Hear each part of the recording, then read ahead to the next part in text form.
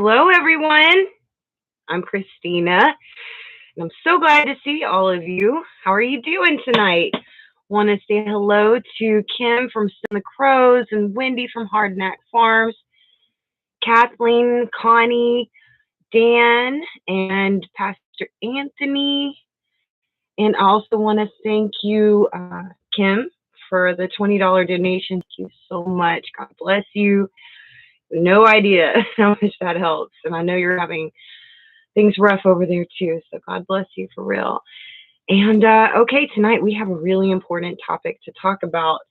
It's about the Jezebel spirit in the church. It's mentioned in Revelation 3 when God had written letters to the angels of the seven churches. And it's a thing going on in Revelation. So we know that it's prevalent in our time, and those with eyes to see can already see it and have been seeing it for a long time, but it really hasn't been addressed. Maybe this is the right time to do it because we really need to unify the church. We do. Let's see here. God bless you too, Dan. Alrighty. Okay. Thank you for the thumbs up already. Welcome all 12 of you that are here. And I also want to also always give a shout out to Off-Grid Desert Farming with Paul and Adrian and Daily Excellence with Pastor Anthony. Descriptions are in the description box, along with a link to my backup channel. So if you're getting a lot of buffering on the YouTube channel, Odyssey, it's usually no problems once it uploads up there, which is usually in a few hours. Also, to remind you that Pastor Anthony and I will be doing a live together on January 22nd at 7 p.m. Texas Central Time. So I'm pretty sure that's all the updates for now. Stopping the Jezebel spirit in the church, wolf in sheep's clothing. Please don't forget to like, subscribe, and share out the videos. Okay, this is a disclaimer too, real quick. Everybody has a bad day once in a while.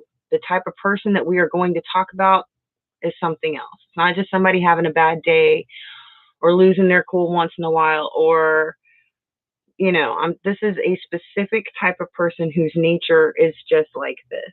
This is their MO. This is how they are. This is that and that. It's not just one thing that happens once in a while. It's something that is always there. But the worst part is that it is in our churches, and it is having a very negative effect in so many ways. So it's really time to address this. What is the Jezebel spirit? How are we tolerating it? We're going to get into all of that right now. Bible says, behold, I send you out as sheep amidst the wolves. The wolves are in our churches too, honey. That's right. Bible says, be wise as serpents, but gentle as doves. That means we have to know and open our eyes to evil and how it works. We have to understand evil, but not be evil ourselves, not be disheartened and bitter, but to be able to recognize what you're seeing, because there's different evils with different angles. We're going over the covert religious narcissist, because that is exactly, a narcissist is the Jezebel spirit. A lot of people hear the word narcissism, but they don't really know what it is. And it is time. It is really time for the church to really start learning a lot about it in groups, how to recognize it, and how to deal with it. Okay, because it must be dealt with. God had this one thing against a certain church, that they were tolerating the Jezebel spirit, which was narcissism in the church. And it's going to be a specific kind of narcissism. It's a covert, religious narcissist. They're subtly deceiving you into making them believe that there's something that they're not, a Christian. Because a Christian isn't by just something you do with lip service. Being a Christian isn't the songs you sing at church, or the car you drive, or the fact that you wear a cross on your neck. That's something that's outside. being a Christian is something that comes from the inside. It doesn't matter what your wealth level is or isn't. It's in here. It's an acknowledgement that um, you are submitting to God. It's something that you do every day in your soul and everything that you do, and you accept it into your heart. But there are others that play Christian, and these narcissists like to climb the ladder, get close to the preacher, real close to the preacher. Okay. All right. Tolerating the Jezebel spirit in Revelation. You have to start saying, I'm not going to tolerate this. Now is that time. The time has come to address this. It has caused people that wanted to get closer to Christ to walk away, and non-believers to get the wrong idea about churches and true Christians. It's a black mark on the work we are trying to accomplish and has been for centuries. The end times, everything is revealed. Everything that is hidden is going to be revealed. And let's reveal this. Let's unmask this. Okay? What is the Jezebel spirit? Covert religious narcissism. That's the kind of narcissism that kind of Jezebel spirit. Because the Jezebel spirit, just like there are different types of narcissism, there are different facets to the Jezebel spirit, depending on which angle they're trying to go for. But since we're talking about the church, that angle, this is why we're talking about the religious one. Okay, these people are under great damnation because they knew better. They've read scripture, and we know this because they used it time and time again to make us believe that they are a Christian. Okay, we read it with them in church.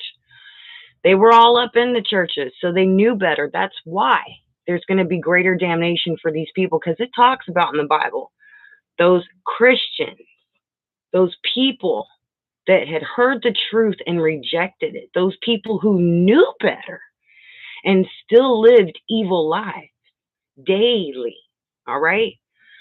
But they're hurting your congregation. They're going to smear your name. They're going to smear your church. They're going to put you under their control. They're going to cause problems, but very subtly, very subtly. Okay, so, but they are under that damnation because they knew better and because they believe that they are special and above the rules of everybody else. They believe they're better. They're more special. God loves them more. But in these cases, it's so subtle sometimes. These little constant jabs, these constant little, what was that?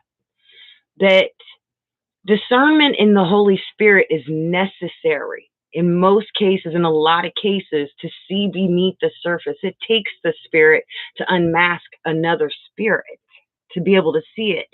Because the Spirit is not just trying to gain physical control over you, but a spiritual control, like of your brain, of the way you think, of all kinds of things. They're trying to control you. All right. These religious covert narcissists will prophesy out of their own imaginations and hearts. They're otherwise known as false prophets. But when you think of false prophets, you think of somebody who's famous, who's a big name. That doesn't necessarily have to be the truth. It can be anybody in the congregation that isn't covert narcissist. Just a regular backwoods church. It could be anywhere. And they will say, God has given me a vision that everybody needs to hear. Talk about things they know people want to talk about, like when are we going to be raptured? That kind of thing. But they will prophesy out of their own imaginations. They don't respect boundaries. They will push their way up into your house. They will jam themselves in between the car doors and the frame of the car so that you can't leave. They're always there. They're always there. So they push themselves onto you and into your life. They don't respect boundaries, I'm telling you. And then they start problem dumping on you for sympathy, to get an emotional connection, so that you can't figure out that, that it doesn't stay at the top of your mind that you just met these people. Who are they? And it's because they want that emotional connection to make you feel like you have a bond, that you have something in common. Okay. They're using their emotions against you, but don't be mistaken. That connection is false, because if it ever came down to something that's between you and them, they will turn on you. Like, example, like, let's just say, for instance, we've come to that point in time where they're hunting Christians. They will turn you in to save themselves. That is the kind of person that they are. The brethren that will turn on you, that's them. And how else would the Bible be talking about it if they weren't all in our midst already? Okay? They will use flattery to fake love. People confuse flattery with love. That's not love. It's a fish hook. You've got to learn the difference when somebody is just trying to flatter you, and ask yourself, what's going on here? Do they even know me? All right? Remember that the devil loves to flatter. The devil's always been big about using flattery. Why wouldn't his children know that too? All right? They are subtly, emotionally abusive. They are parasitic in nature. They are entitled and crafty. They are chronic breakers of the 10th commandment. Thou shalt not covet what is thy neighbor's. They're always coming over and asking for just this or just that. But it's every day. It doesn't matter if you're in the bathtub. It doesn't matter if you're taking a nap. It doesn't matter if you're leaving every day. Well, I just wanted this, or I just wanted that. But they're always there, wanting something from you. All right? When you defend yourself or call them out, it reinforces their victim facade. So you can't just be like, hey, leave me alone. I can't take this anymore. They'll be like, gotcha. Because they hold on to that self-loathing, that lifetime victim thing they've got going on. And that makes you the bad guy. They love that. They feel like, okay, I got them off their game, which in a lot of cases you're blowing up at them. And for anybody that doesn't know what's going on, and most people don't, just the two of you, makes you look crazy. All right? So they got you.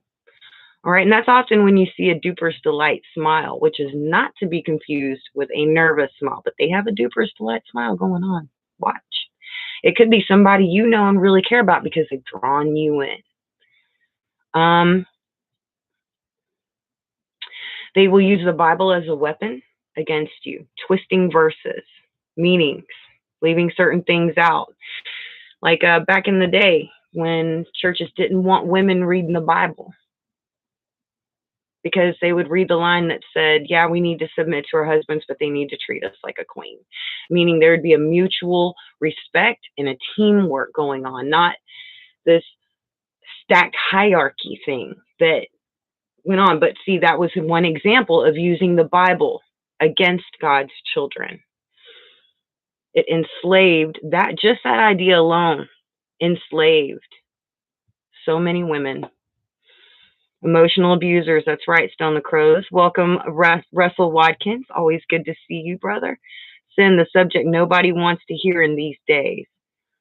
Like you was webbed in. Yes. Yes, yes, yes, yes. I know I don't do a lot of videos, but I try to make what lives that I do have depth, have meat, have some kind of food for your soul, not just filler. Okay. I want you to feel edified when you leave these live streams. Okay. I want you to feel like you've gained something healthy spiritually. All right.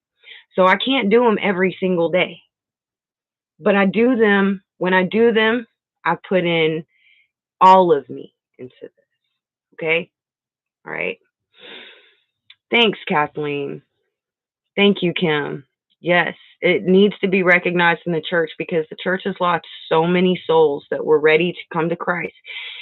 And because the covert narcissist puts themselves in the forefront, that's the first face they see. That's the first impression they get. and they're gone.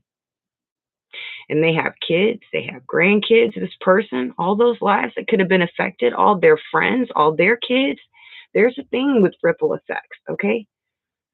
And all of these things, man, church is the worst place to go. There's a reason for that.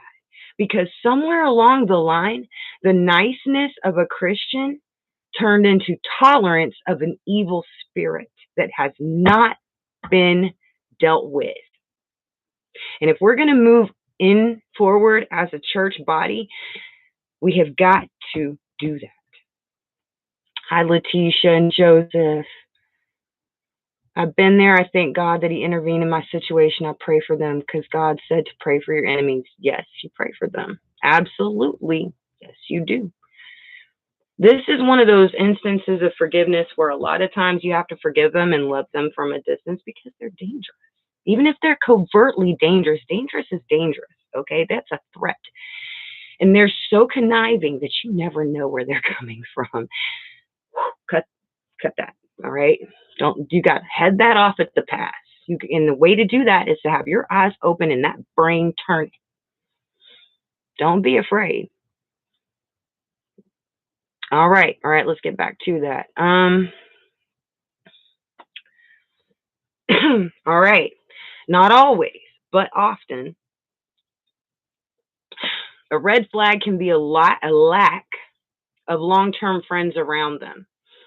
You notice that they're all by themselves. They've got all these problems, but nobody around them, really. They're frantically reaching out for people that are around them like a drowning person looking for somebody to take down with them. All right. That's not always, but often a red flag when they have nobody from way back, no friends of 5 years, 10 years, nothing, nobody coming to see them from the past. That is a warning sign.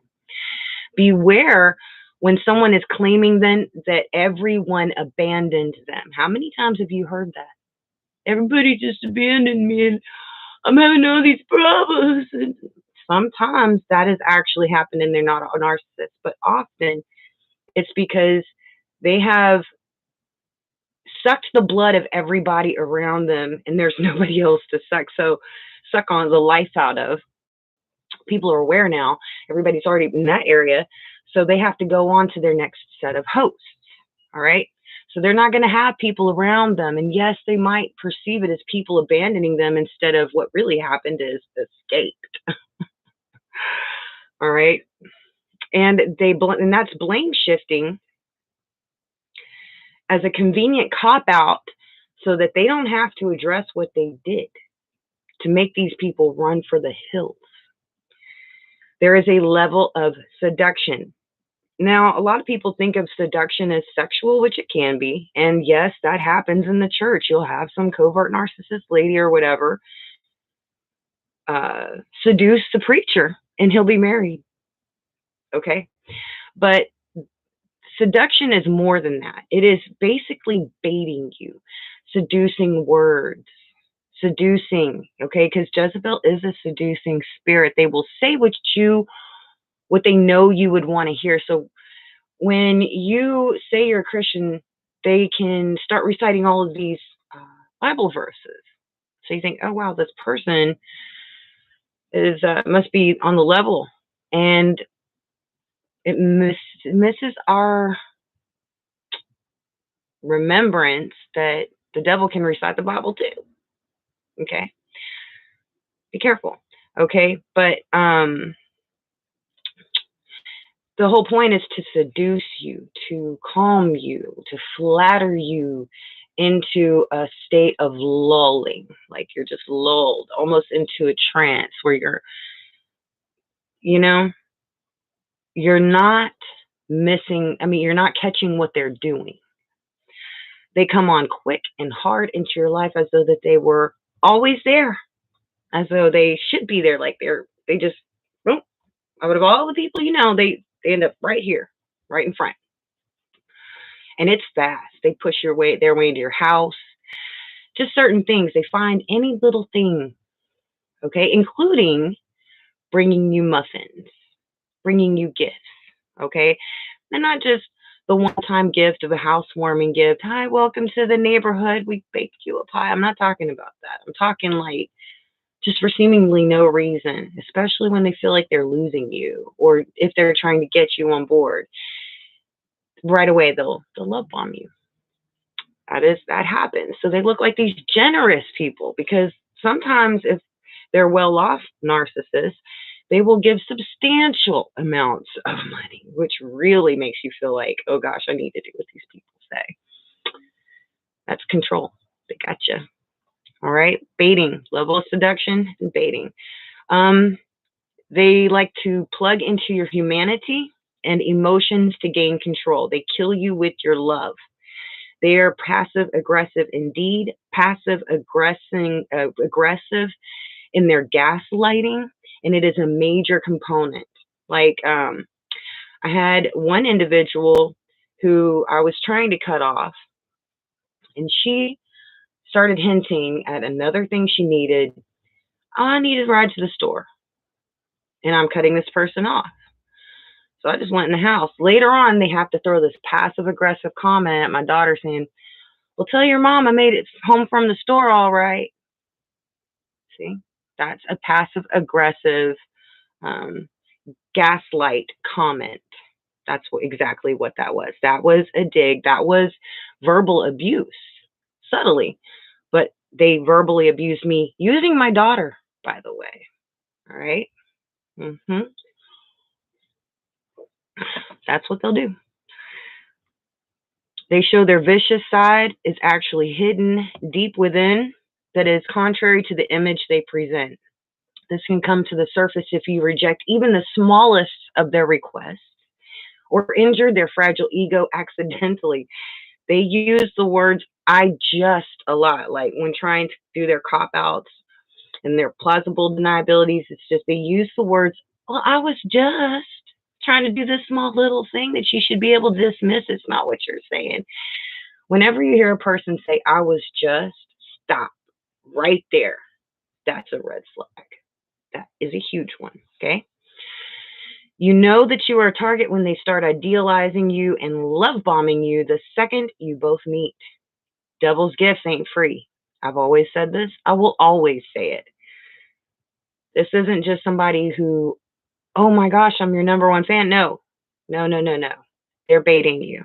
Devil's gifts ain't free. You will always have to pay more than you can afford ever. And they will make you pay.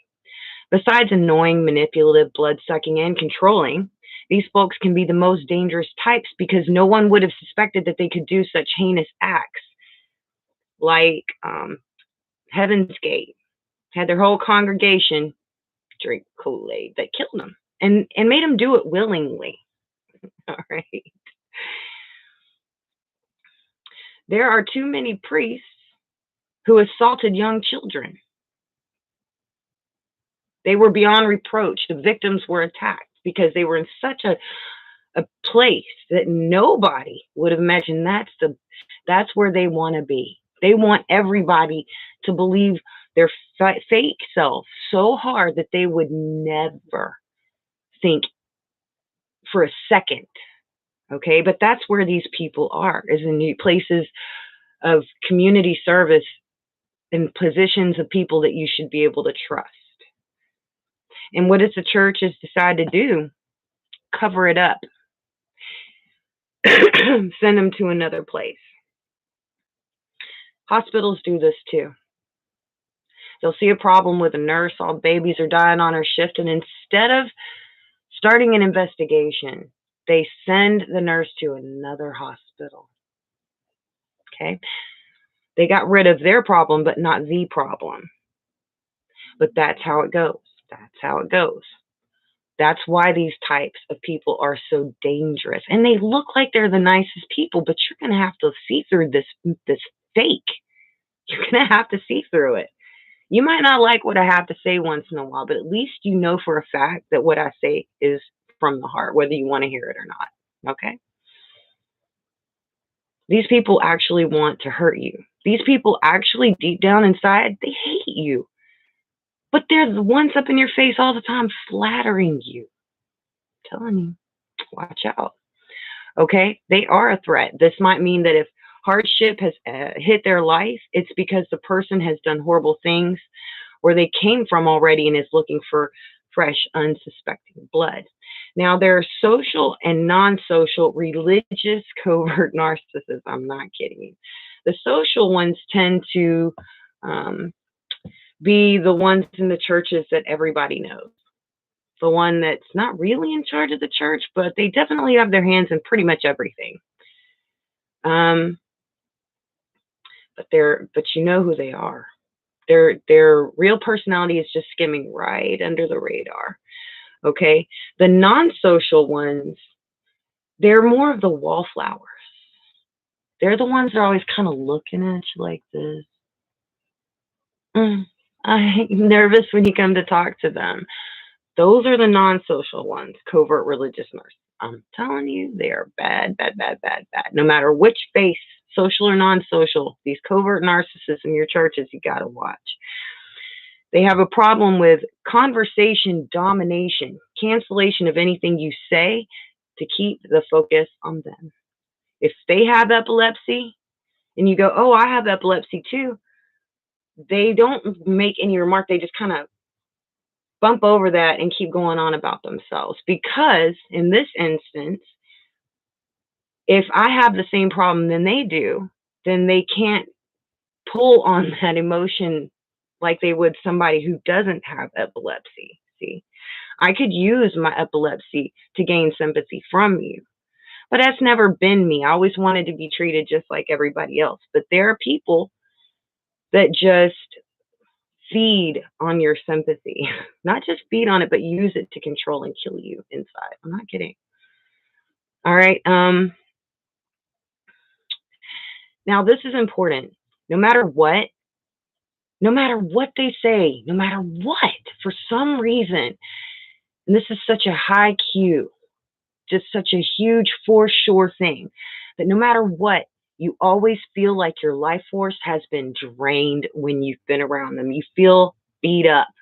And they could have been smiling the whole time, but you feel tired. You feel confused. You feel anxiety. And that is the pull of that evil spirit. That's how you know. And every single time you're around them. And then after a while, you start feeling dread whenever you hear their voice, like, Christine, no. When you know, okay, that you have encountered a Jezebel. I'm not kidding. They are snoopers and stalkers. They will get into your business to learn details so that they can mirror you, so that they can sabotage you, so that they can have something to talk about and gossip. They will get into your business. And think about the woman who killed Selena. It was not a religious thing, but it was very much along those lines. She acted like the number one fan, got as close to Selena as she could. And in the end, she killed her. When she was about to be exposed, her true nature came out and she threw Selena under the bus to try to save herself. And then she trapped herself in the car to try to gain sympathy because she knew that she was going to be brought down for this. She was going to be held accountable. And they don't like that. Being exposed, being held accountable, not being the victim. See, how was she going to spin this? Right? That was very much, when you think about who killed Selena, that is the truth of a covert narcissist. And they're in your churches. Believe that. Okay? They're people that you trust and have been. Let's go to the chat for just a super duper second. Hi, Beck from Oz, child of the King Jesus, my Lord. Clarissa says they're so annoying. Because my church closed because of COVID, I no longer go to church. I do online, right?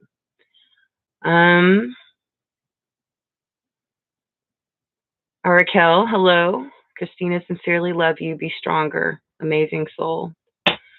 Thank you, Raquel. Account for Abel. I had a pastor in that made fun of people with mental disabilities. When I asked him if demons were really up, so why do you uphold demons by demoralizing people? His jaw dropped. I saw a pastor. I had to do a transaction with him, right? In a bank. His wife is in the truck. And I walk in and sit down beside this pastor. And he is outwardly looking at one of the bank tellers that's talking to him with his wife sitting out in the car, but he's not making any like covertness about it. He was just like outright, uh, mm, like, I could just, he was hungry for her. And I'm sitting here going, okay, that's real. Yes, the covert religious narcissist can be your preacher, your pope, your priest. It can be those people because they love to seek that control over people. They're bloodthirsty, spirit thirsty because they're empty. They don't have the Spirit of God in them. So they're going to need to be filled all the time with something that God gave you, something that you accepted inside of you that they refuse to accept inside of themselves. It can be your doctor. Absolutely. God bless all of you. Now, I think that we really need to stop ignoring this problem in the church. We need to start bringing it up more and more, and it'll spread. Okay, now, one of the things that is so dangerous about them is the dissension that they cause among brethren. They will argue points. They will bash you over the head with the Bible if you don't agree with them on an interpretation. They'll just fight people, like people that actually love God but don't know absolutely everything. They start bashing you, but or starting rumors, or the famous, I don't want to gossip, but I'm really concerned about such and such with so and so. Didn't want to say anything. Dissension among brethren, seeds of doubt, because the devil divides and conquers. A divided house cannot stand. That is why there is no unity in the church. You don't typically see a Christian infiltrate a satanic church, but they have most certainly infiltrated the Christian church. They can be hard to spot. They are attracted to people that they perceive are doing well and or in positions of power, like the preacher, like the doctor.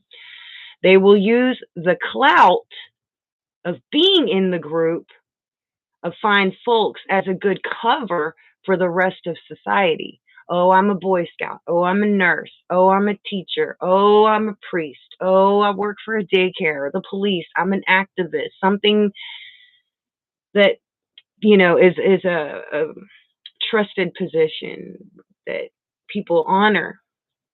They'll get into those positions and use that clout to deceive everybody else. It goes, well, if they're from the Boy Scouts, they can't possibly be a serial murderer. When in fact, that's exactly what they are. The church is being used as a cover for evil to run rampant. And that's not what the church is supposed to be. We need to free our church, and we need to free the people of the church. Got me? There are so many of them that they can group up together or even quietly rally good people to attack someone in various ways. They play the broken wing game a lot. Older covert predators, watch this. If you look at their face, these older people that have been covert predators, they will have wrinkles permanently frozen on their face from a lifetime of crying, begging, feeling sorry for themselves, and acting like a victim. It'll be permanently in this position, and they're just looking at you, okay? Frozen wrinkles from conning people continually. I knew a woman that was so bad about it that even her dog had adopted a pathetic expression on his face permanently. I'm not kidding. Look at those wrinkles. Look at the lines on people's faces and see where they've frozen. Do they have real laugh lines or these lines? You see what I'm saying? They're different lines. That's a red flag. But they do. They play that broken wing game like, there's a bird that when she thinks you're getting too close to the nest, she'll do this broken wing dance, act like a helpless bird with a wing broken to lure you away from her nest. And then just as you get close enough to her, she flies away. There's nothing wrong with her wing at all. But they like to play that broken wing game with you to make you feel like they're approachable because they want you to approach them. They are bottomless pits of needy. Like I said, a person that has the Spirit of God, we're at peace. We can be filled. We are filled by the Holy Spirit. But people that are not, they are like black holes. They can never be filled. So there's always something they want. There's always something they need, and it's never enough. And it never ends. They're always emitting a high level of urgency and energy in what they're trying to sell. You can't quite put your finger on it. How many times have you said that? I know they seem nice and everything, but there's just something. I can't quite put my finger on it. Turns out this person has adopted a whole new personality and identity because they're running from the law in Canada or something. They ran to America. Can't quite put my finger on it, but there's just something. Always trust that, because usually if there's something you can't put your finger on, there's something really wrong. All right? And they like to make you second guess yourself. No, listen to that gut. That's where the Holy Spirit talks to you.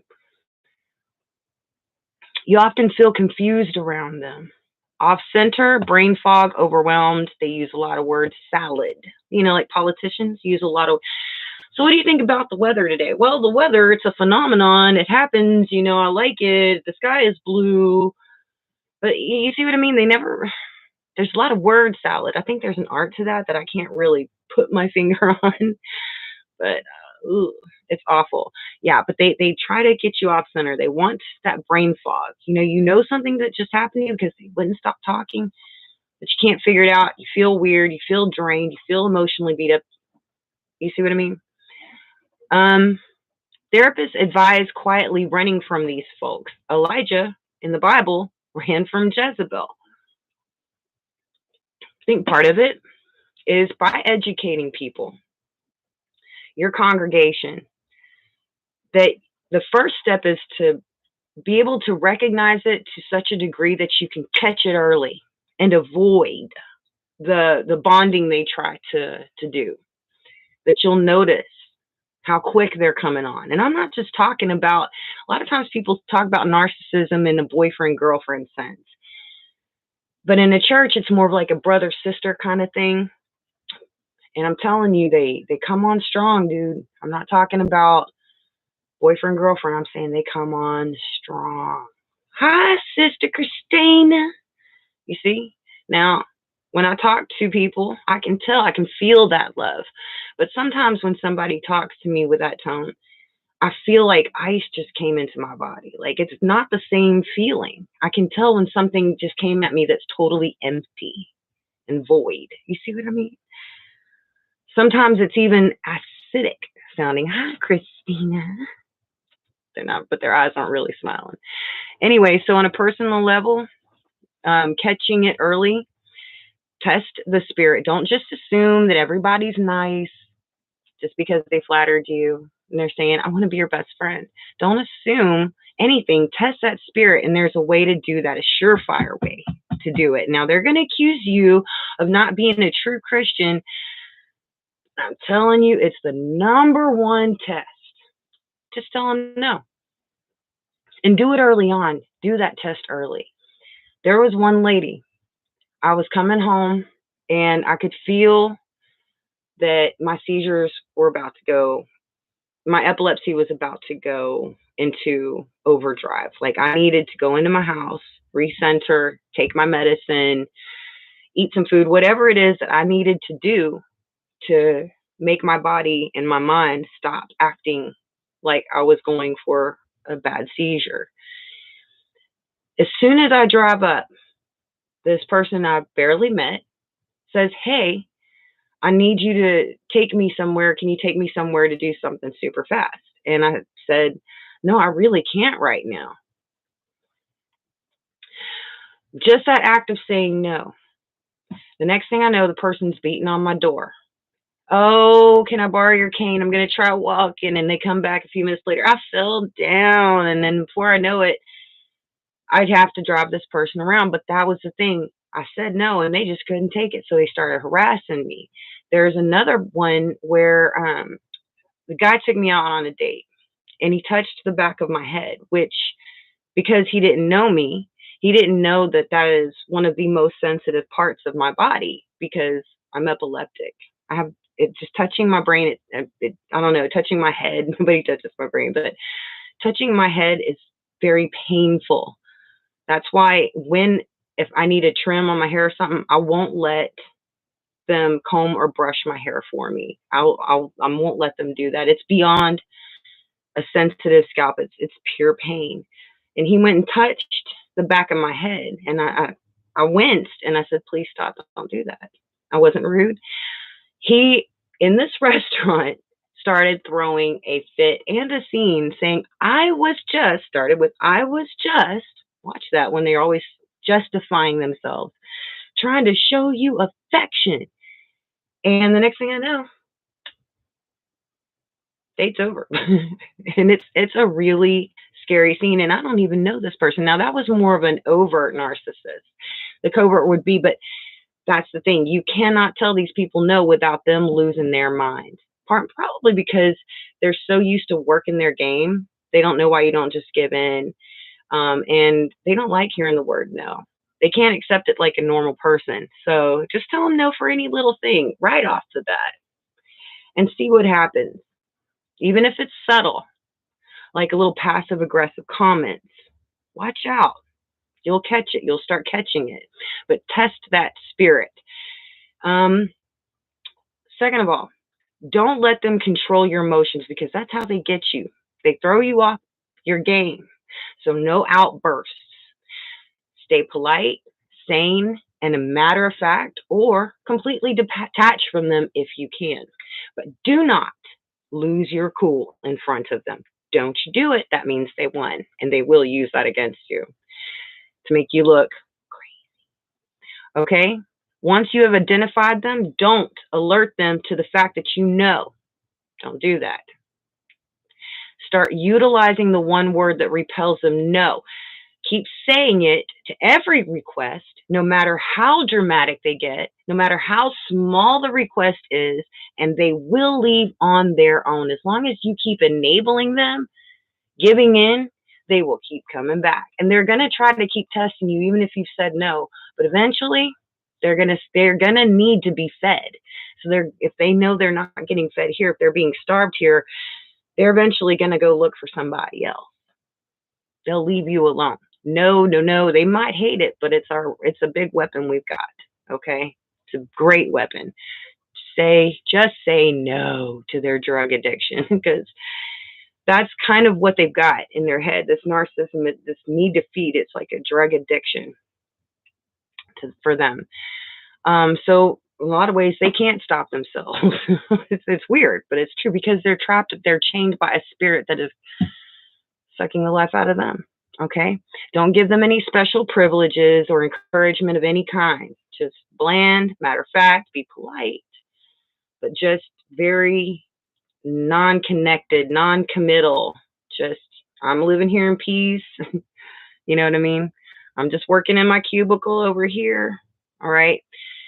Remember to tell them you don't have it. You don't have the time. You don't have the energy. Whatever it is they're asking for, these are answers. If the phone rings, you don't have to answer the phone. You can say things like, "I'll pray for you." Instead of busting out, "You're evil, blah, blah, blah, blah. I'm tired of this. How could you do this?" Be like, "I'm going to pray for you. I forgive you, but I'm going to have to pray for you. And by the way, I bind that Jezebel spirit in the name of Jesus." Just makes you want to just pray over him, bind that, you probably have to do that in private, but I mean, it's almost like you want to find that spirit right there, just touch him on the shoulder and be like, "Bind you," Yeah, but you can not only test the spirit, but yes, you can bind the spirit in private or with a group of brothers and sisters in the church that aren't narcissists. You can have like a prayer group. I know a lot of you belong to prayer groups and intercessors. true intercessors. Okay. If they really try to get dramatic, remind them that God is watching over them, that He will provide for their needs if they trust Him, and that we all just do the best we can, and that includes you. I think that what's important is that we need to start teaching that our sons and daughters, people around us, how to start dealing with their emotions in a healthier way, really. Okay? I'm just going to check the conversation super fast. Awesome. Awesome. Okay. Just passing by. Glad to see you, Old Town. They're demon minions. They want to feed. Yes. To the point I'm dealing with many of them. Amazing, important, wise words. I had a man tell me that I was the first to ever tell him no. I told him to expect it from now on. That's great. Yes. I'm living with this kind of person. Please pray for us. I will do that, darling. I will do that. And it's really hard because, like, in some cases, you can catch it early, or you're in a situation where they're not anybody close to you per se, and you can get away from them. But there are other times when they're your boss, your spouse, your mother, your kid even.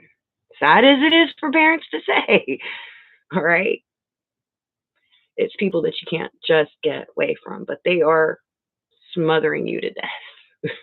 They're feeding off of you. And so this is it's not like I can just tell you what to do specifically, like, oh, just leave them. Sometimes you can't leave. You know your situation. And I'll pray. I pray, because the thing is a lot of times, I'm not saying it's impossible, but most of the time, these people are not changing. No, they're not. Abuse is not a good thing in a marriage. But try to bind that spirit. Get it. That's one thing we can do. I remember it was during the 2016 election, right? Let me tell you what I did. I'm not kidding you. I went on my Facebook, posted what a Jezebel was, right? And underneath that, I put, every time Hillary tries to lie, let her tongue cleave to her mouth. The very next time I saw her on TV, and from then on, because I'd said, if she tries to lie, let it cleave to the tongue, the top of her mouth, let her tongue cleave. And everybody on this post that read it, and there was lots of people, said amen. So they were in agreement with that prayer. From that moment on, Hillary couldn't stop coughing, because every word that was about to come out of that woman's mouth was a lie. And I know it, okay? But that's the power that you can have, okay? Just something to think about. That did happen. Alrighty. Okay. There's lots of ways that you can educate the churches, group settings, your prayer settings, to, people where you're at, to start spreading this word. There's so much out there now, information about narcissists, covert religious narcissists. Remember, there's overt, they're louder, they're more in your face, but coverts, they're little sneaky ones. Ooh, they're sneaky. Oh, they're sneaky. Okay. But there's this one article that says 52 ways to identify a covert narcissist. Now, 52 ways. That's a lot. The number one thing, passive aggressive. Like they just stabbed you in the back. This little bitty comments. Criticizes and judges from the sidelines, is condescending and superior. One example of that is humble bragging. Well, I myself would never. I, of course, wouldn't possibly be that kind of person. Humble bragging. Is threatened by honesty and directness. One thing I've noticed about them, as a side comment, is that if you say, oh my gosh, I haven't had this happen to me in so long, like, my dad gave me $200, Or, oh, I decided to buy these, I found these solar batteries on sale. Or if you won an award, if something good happened to you, they're never happy for you. You can actually tell that it pisses them off. That's the truth. They're not happy. They get real quiet, you know, they're not happy for you. You feel like, why didn't it happen to me? You get that feeling. They're never happy for you. Never. Um, Swings between idealizing and devaluing others. That's the truth, because that same flattery can get vicious real quick. Denies and dismisses others' feelings, cultivates a public image sharply different from his or her private behavior, identifies as a victim, cynical, sarcastic, makes unreasonable demands, turns your problems into his or her dramas, or they try to make their problems all dump onto you. They try to dump all their problems onto you, and they dominate the conversation so you can't get away from it. But you've got to take care of this. What kind of Christian are you? And blah, blah, blah. No. Belittles and blames, exploits, attacks others' vulnerabilities, is reactive to questioning or criticism, plays on sympathies, fakes or exaggerates illness, injury for attention, withholds and stonewalls, gaslights, avoids introspection, and lacks self-awareness, uses platitudes in place of genuine insight, denies own anger. I remember I asked this one lady, she was definitely a covert religious narcissist. I was like, I said something along the lines of, I don't even know if you like me anymore. And she did some kind of Freudian slip. She goes, I don't hate anyone. See what I mean? I didn't even insinuate that she hated me, but she did. You see what I'm saying? So yeah, denies their own anger, focuses on unfairness, is envious and vengeful, prefers to remain behind the scenes, gossips, triangulates, holds a grudge, needs reassurance, is inattentive or annoyed when others talk, has double standards, hates to lose, fixates on others' problems and misfortunes and causes them to, flatters and fawns to win favor, displays rage and contempt in private, resists decision making, does not sincerely apologize, avoids direct responsibility, has an exaggerated sense of entitlement, is impressed by the overt narcissist appearance of confidence. Sometimes an overt and a covert will get into a marriage, and that's scary. They lack emotional empathy, focuses on appearance over substance, rushes to false intimacy. Yeah, like a narcissist will typically rush into a relationship, just like a covert religious narcissist will rush to be like your best friend. Okay, they're still rushing things. Is anxious and hypervigilant, displays false humility and humble. I can't believe they just used humble brags. Is prone to paranoia and conspiracy theories. Crosses normative boundaries and codes of conduct. Yeah, their boundaries. They just like to push past those. Okay, they think boundaries are negotiable or just illusions.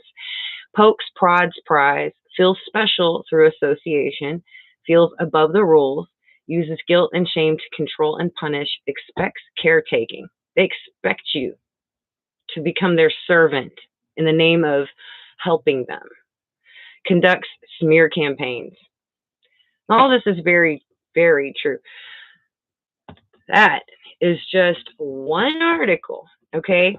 And there's so much. I mean, you can't just outright say, okay, this is what a narcissist is, because there's so many angles to it.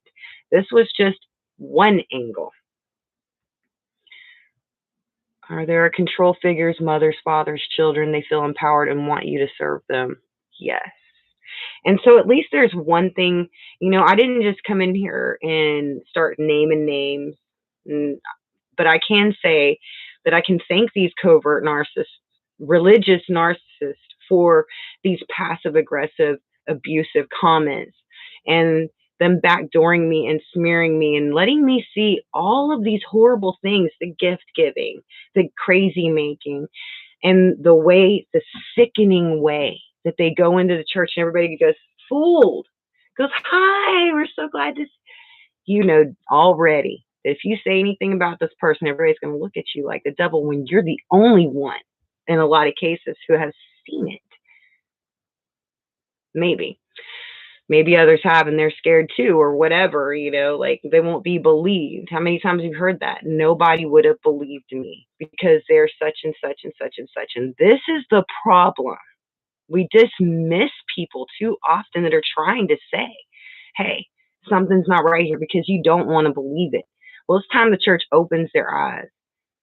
Seriously, this conversation needs to be talked about. But remember, when you talk about this in groups, you make sure that you've already vetted everyone, or else you're giving them ammo, really. You really need to test that spirit. Make sure that you are with somebody that is truly a child of God, and then bring the subject up. Okay?